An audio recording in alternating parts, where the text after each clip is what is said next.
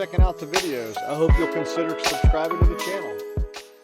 Snowshoe Bike Park in West Virginia is by far one of my favorite bike parks to ride at and one of my favorite destinations each year. If you've ever gotten into a conversation with me about bike parks, at some point I'm gonna bring up Snowshoe. It's so unique. You start at the top of the mountain, you get these wonderful sunrises, you get these beautiful sunsets, and you don't have to wait on a lift.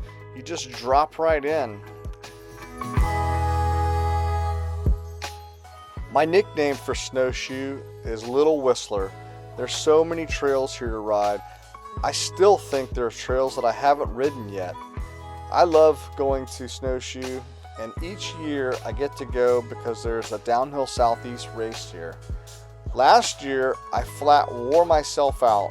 I just rode from the time that the bike park opened until it closed, and then I started to transition into race mode, and unfortunately I just wore myself out. It's so good. You can't stop riding, or I should say you have to make yourself stop riding. So I had a new plan this year. I was going to arrive a couple of days earlier than I had last year. That way I could ride each day, but not ride necessarily all day, and be able to enjoy the park, but not hopefully wear myself out this year. So I got a few days of riding in, and I was feeling good, and I felt like I had been intentional to stop riding each day.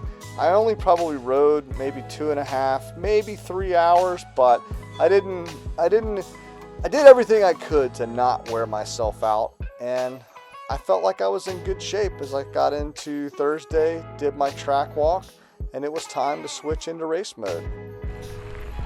So on Fridays, that's when the official race practice starts, and we get an assigned block, which is usually just after lunch.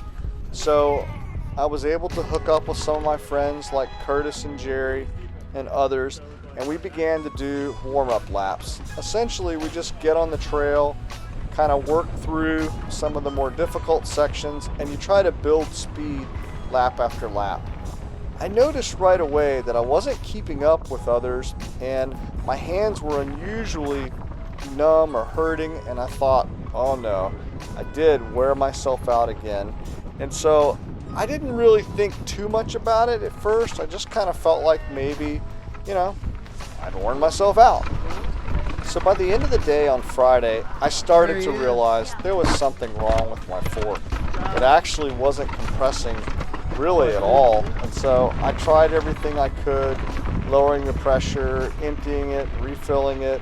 Nothing really seemed to help. So I actually ended up dropping it down to like 50, 60 PSI just to be able to get it to move at all.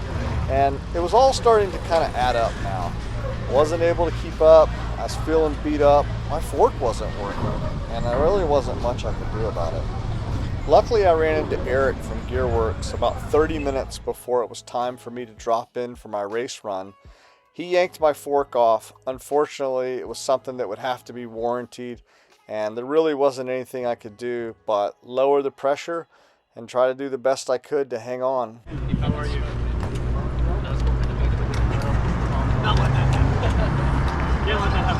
Open single crown women, listen up. Jerry. Put it right on that black one.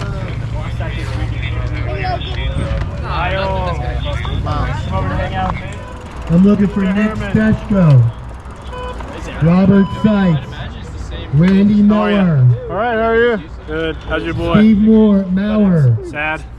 Yeah, Cameron we're gonna cast Constantine. off Gavin Weiss. next Friday. Jimmy Perfect. Amelberg. Thank you. Thank you, man. Hudson Have fun. Smith. Tyler Pepper. Tristan Witt. Tanner Raven. Let's start with Nick Stechko. Gavin Whittle.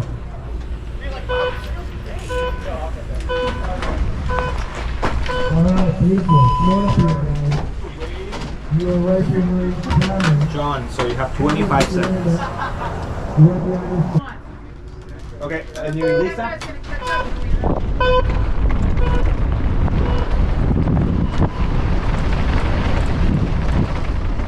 So I had lowered the fork pressure down to about 50 PSI, and right out of the gate I thought, okay, this isn't going to be bad. I can hang on and I'll give this as good a pull as I can, but right here, things started to change. I'll stop talking at some point here in the video and you can actually hear the fork clanking around, but as I went into those compressions, my hands were already hurting. I kind of slopped on those compressions and I knew it was going to be a long run. So this was actually the longest downhill course I'd ever raced. It was I think 1.5 miles. That'd be a 4-minute plus run.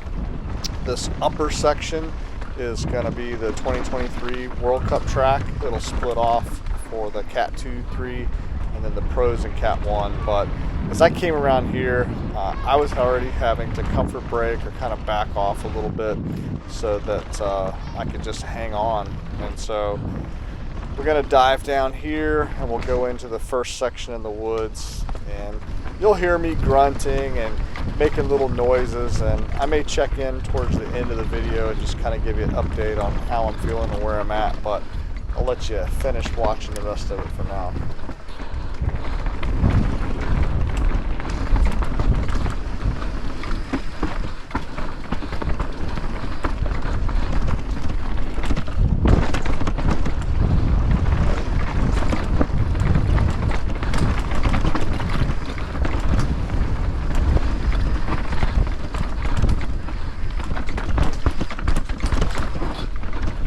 Perfect.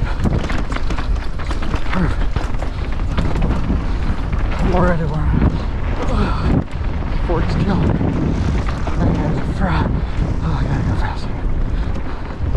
My hands are toast. Not even ahead of this thing yet.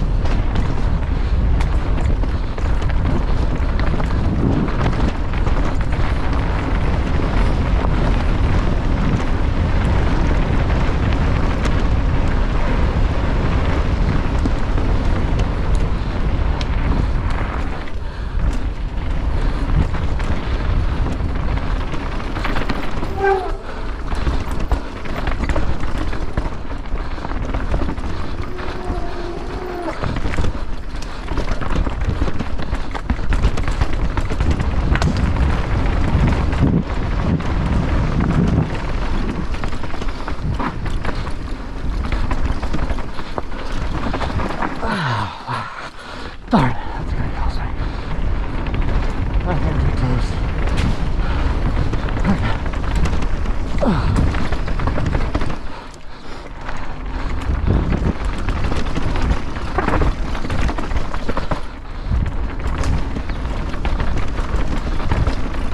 Yeah, that's good. Whew.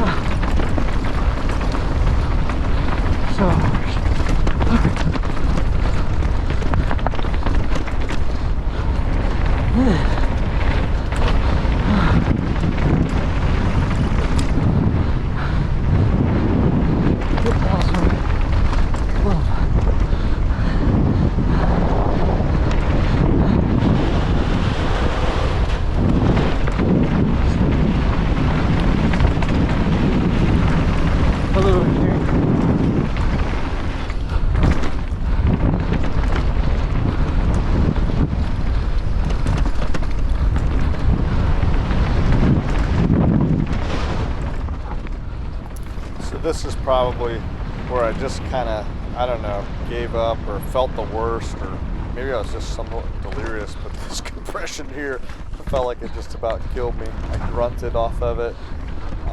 Tried to give as best of a pull as I could right here and grind it out through the gate.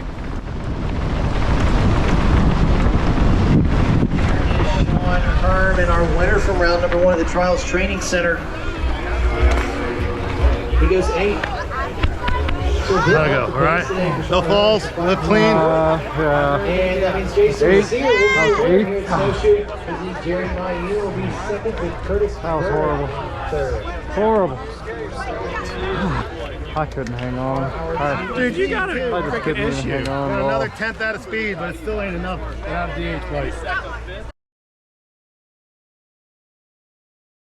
Jason Sear.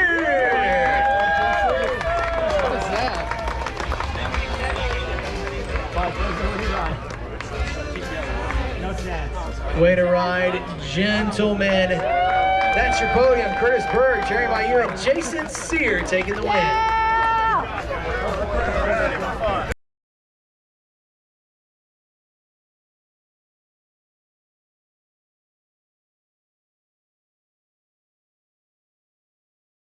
So while the race didn't go the way I wanted it to, I had a great week of riding and I can't wait to go back to Snowshoe again.